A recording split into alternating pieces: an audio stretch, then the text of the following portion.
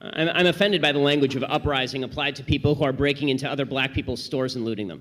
This is a lack of values. And people who are destroying private property, destroying cop cars, in an uprising against what exactly? Against the black police chief, against a mostly minority police force, against the black mayor, against the black president, against the black attorney general, against against a city council that is 9 of 15 are black and all 15 are elected Democrats. What is the uprising against? What is it seeking to achieve?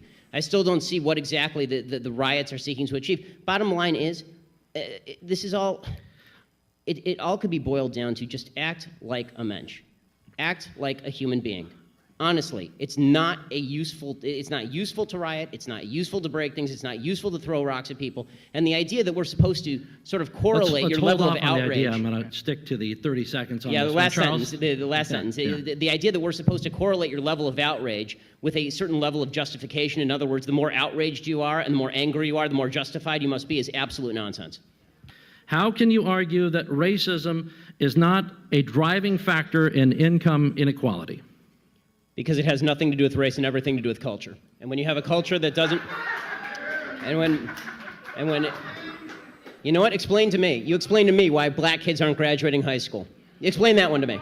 Explain to me why black kids are shooting each other in rates significantly higher than whites are shooting each other. Explain to me why 13% of the population is responsible for 50% of the murder. Explain to me why the number of black kids in prison, not for innocent reasons, not for walking down the street and getting pulled into a prison, is so high. Explain, if it has nothing to do with culture, explain to me why the single motherhood rate in the black community jumped from 20% to 70% in the same course of time that the civil rights movement has made such tremendous strides. Is America more racist now than it was in 1960? And if it is, please explain to me how that happened.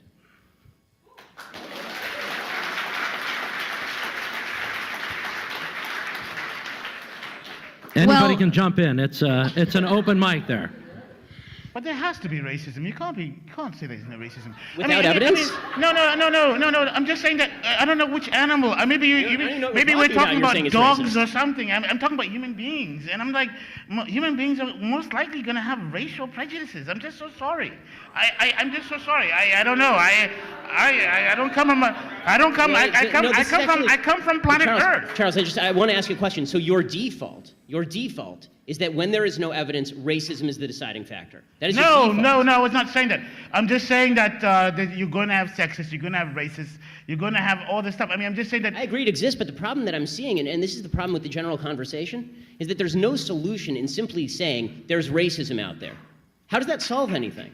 I mean, when you talk about there's institutional racism, what does that mean? Show me a law that is racist in intent, and we will agree. Show me a police officer who commits a racist act like we saw in South Carolina, right, where a police officer shot a black man running away and it was obviously unjustified, and I will agree.